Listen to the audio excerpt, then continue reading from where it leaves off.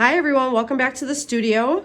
I am going to walk through our standard coffee travel mug with our extension on it. So the travel coffee mug, just take this out here, just give you a little tour of this jig here. Our travel coffee mug, which makes, I'd say about a 10 to 12 ounce coffee mug, standard for cup holders. Okay, so this is the height for a standard. This is unfired, but my clay shrinks about 10%. So it'll be a really nice handheld, one-piece drinkable travel coffee mug. What I would like to do is use this travel coffee mug jig, add the extender, and make it a large that I can put a handle in. So it will be a travel one-piece. We'll see the same top as this. The only difference is it'll be a few inches taller, and I am going to attach a handle on this one. So if someone wants a larger travel mug, we've got them covered. So what we are going to do is add our extender piece, which comes like this.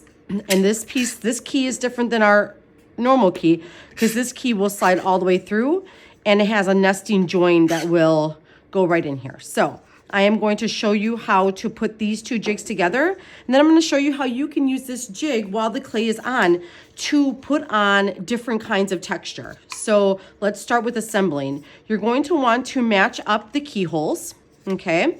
And I like to just kind of rock one side in. It doesn't matter which side. You can do the back and front. I like to match up the keyholes like this and then tilt it in, and it should snap in nice and seamlessly. So now we have our extender present, and then I like to take the original key and keep it at the top. So I'm going to put it in our neutral position. Remember, our jig has two different positions. You always want to start in the outer position where you can see the key, and then when you are removing the jig, you are going to take it to the inner position, and that is what shrinks your jig. So for this, we are going to start in the outer key position. And as you can see, this is pretty sturdy, but I like to add this extra key in the bottom.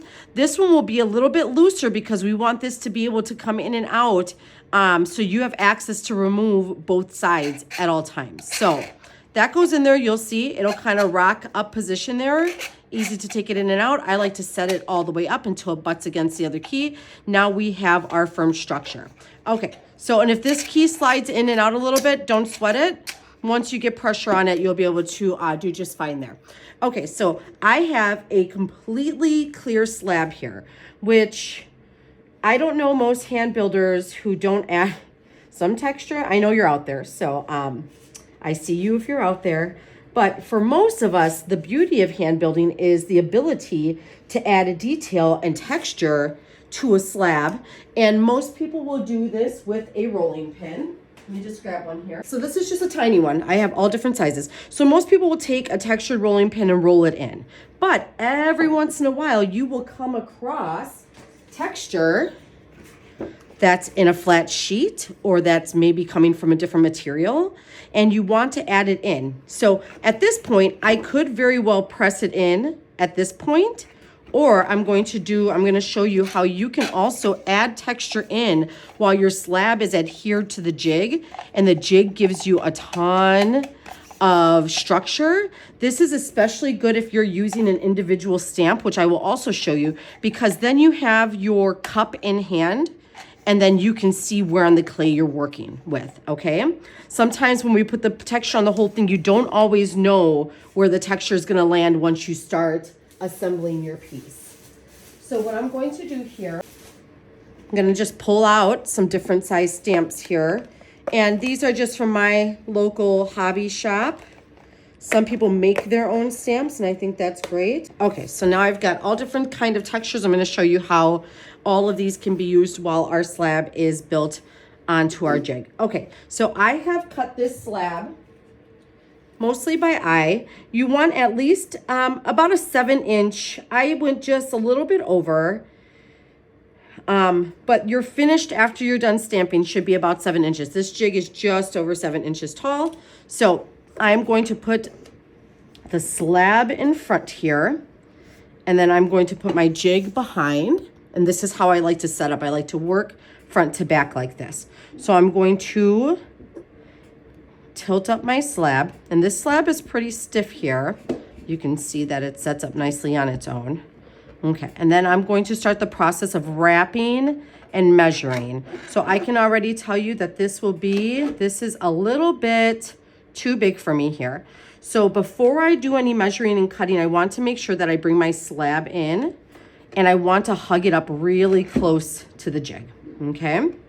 So I am going to make sure that this inner part is snug, and then I'm going to bring this outer part, and I will make a cut. I might be able to get this in one cut. It might take me a couple cuts. And at this point, you could take it off, maybe come in here and measure and cut, but I'm going to eyeball it, and I'm gonna see if I can get close enough. So make a nice straight cut down as straight as I can, and I'm following the angle because we want this to nestle in nice and tight. So my angle wasn't quite right, so I'm gonna just pull it out a little bit, and I'm gonna make that solid cut, and my angle is matching, so that will come in and lay nice and flat. Okay, so now that I've got my clay measured, I'm going to do what I believe is the most important step, which is apply cornstarch, and I'm going to do this liberally, okay? This is a step where I don't think that you can overdo this part. There will be a lot of cornstarch on here, and that's just for ease of removal. This will come off, most of this will come off as we are sponging and detailing. The rest can burn off in the kiln as an organic material, or if you choose, you can go ahead and clean up and wipe up the additional before you fire your piece. So now I've got my jig set, I've got my slab set, no texture on this yet. We're going to bring it, and I've already scored the edges, and now I just need to line up at the bottom, add my vinegar slip here, make this slippy in my deep grooves, and then I'm going to adhere this. So you can see as it hugs, you can use the jig as a contact point, and I'm just hugging and closing the seam. And I'm rocking a clean finger up and down this seam here, and then I am going to flip this over. I have access to both sides. It's super lightweight, so I can flip this jig around and have access to all of my seams. I'm gonna come in here with the dry finger, and I'm going to make sure that I'm really pressing down on this seam there at the side. This will be our bottom, so I'm gonna come through and just go with the flow, go with the direction of the seam here, make sure my bottom's nice and snug, and I'm going to erase that seam mark there, and I'm gonna give it just a little squeeze to make sure I'm separating the clay from the jig. Now there's plenty of cornstarch, so we shouldn't have an issue, but I don't like to smush the clay in too much there. And then I'm gonna come and I'll show you what our seam here looks at the side. So we have, whoops, let me get this top part here. So what I like to do is when I have what I believe is a personal issue in my pottery, I like to try to solve the problem. If there's something aesthetically that I'm not crazy about, I like to solve that problem. For me, a problem that I had was this really big bump here. It can come to a point. So with our jig, I'm able to just turn it onto its side, give it a good amount of pressure because I'm not gonna lose my cylinder shape here. Good amount of pressure, and that starts to really smooth that seam. So I would go before and behind it. And this is also, I wanted to show you this, that if you apply your texture before this, it's perfectly okay. But this is one of those steps that you might lose a lot of your texture in, which you have then two options. You can come in and re-put the texture on the seam, which is fine, or you can do all of this work first and then come in and lay in your texture, okay? So as you can see, it makes this seam almost invisible. You can come in, because we're not ruining our texture doing this, and kind of smooth this. I personally like to come in with my rubber shaping tool, and I like to accentuate that seam. I just follow the natural bump of it. I like the way that looks. I like that that gives me a spot that I can put my handle on, or that my hands fit in nicely.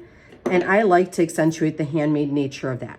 As you can see, as we rolled this, this bump is getting smaller and smaller. And you can really just work on that bump until it's as thin as you want. And then any clay that you're displacing up, you can bring in your knife And you can use the jig as a guide and just kind of make that top nice and even and nice and smooth. As you smooth this bump, it will displace clay. It's just the nature of it. Clay has to go somewhere if you're putting pressure on it, out or up. And because we have this rigid inner core, it's not going to go in. And because I am managing it with my hands, it's not going to go in a direction that I'm not expecting. I know that this clay is going to go out and up. So coming in here, this will be my drinking lip, but I want you to take a really close look at that. See how minimal that seam is now compared to the bump before? And if I was still really not happy with that profile, I could really work this. And all the while as it's separating from the jig, because as you roll it, it will separate a little bit. You're just kind of smushing it back in. Now here's the fun part. This is what I wanted to show you here. I have now made a couple bumps, a couple scuffs and oops here, but I'm going to add texture, and so I'm not too worried about that. I want to show you at this point, I could come in and I could take a rubber stamp, and I'm holding this just with one hand. It is so lightweight.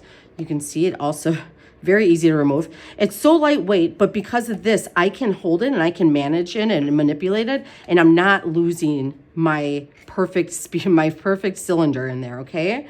So if I wanted to take this, and just design-wise, I wanted to lay in this little stamp here. I can do this. I can rock this stamp back and forth. And I can lay in my texture. So if you're a little light on an area like I just was, you just come back.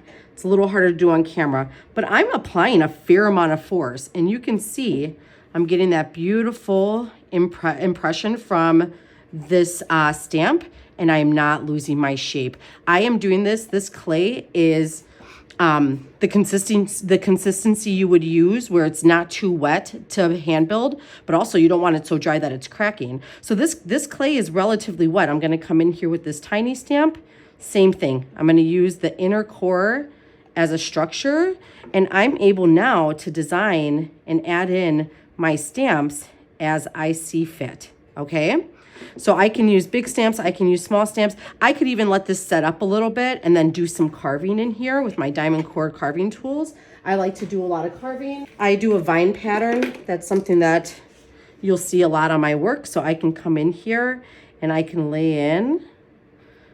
I'll do my little stem there. I can come in and I can now lay in this vine pattern while I'm holding this cup in hand, so I know exactly where this pattern is gonna show up. I don't have to do any guesswork on my slab. See, how beautiful is that? So I can come in and I can do a ton of detailing here. Now, I'm going to remove some of this texture that I put on because I'm going to show you some bigger texture options that you have with this. Okay, it's not going to be perfect. This was just for demonstrations, and I'm likely not going to be able to get enough clay off to remove my vine, and that's fine. But I'm going to come in, kind of erase. So if you make a mistake, you can just come in here. You use this sponge as an eraser, and now you have a nice blank canvas to work with again, okay?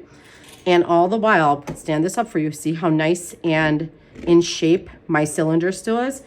There's not really another way that you can handle this as easily with such a lightweight core that gives you the freedom to decorate in hand while your clay is still wet like this. So I'm going to go ahead and show you what this looks like to add texture on. So we've got our stamps that we tried. Now I want to show you a texture with a doily, and I want to show you a texture with a texture mat. This is a fondant mat that I found at the Hobby Lobby. So what I'm going to do is I'm going to maybe start halfway here, and then we'll put the doily here so you can see it. We'll go through both textures and you can see what that looks like. So I'm going to take my jig with my wet clay in hand. I'm going to pick a spot here. Let me make sure. I might be out of frame for just a minute, but it'll come back in. And then I'm going to apply a good amount of pressure when I do this, okay? You can add cornstarch if you want, but I'm going to roll, and you'll see laying in a really nice texture. And I'm going to put my hands, because it's hollow on both sides, I can take this, and then I need to see how much space I have. I still have a little more room over there. And then if you start at the seam, you can kind of know where you're starting and stopping, okay? So texture mat onto my doily, and then I can have control over how deep this impression is gonna be, okay? So now we have our doily impression here, and then I have got my honeycomb impression here. So I prefer the honeycomb. I could get deeper with the doily if I'm right over top. So as I'm filming, I'm pushing a little further away than I would normally be working. If you are right on top of it, you're able to get this texture right in there. So I'm gonna come through this right over this texture mat, right from the inside. I see people, they find like hallway mats or shoes or, you know, just we're finding texture everywhere. So this is just a really easy way, how cool is that, to just roll in this texture. And that gave it, I don't know how I did that, but I made a little star, and I think that's really beautiful. So I think maybe if you push it to the right side, you can get a really nice star imprint. So there is my texture for that. So I just wanted to show you that there's a couple different ways here to add texture onto your slab while it's on the jig. I think that's just another added benefit. And then you have options to use different textures. You can add combinations of textures. I have a few different mats that look like this, so I can roll a couple different mats, and I can do that.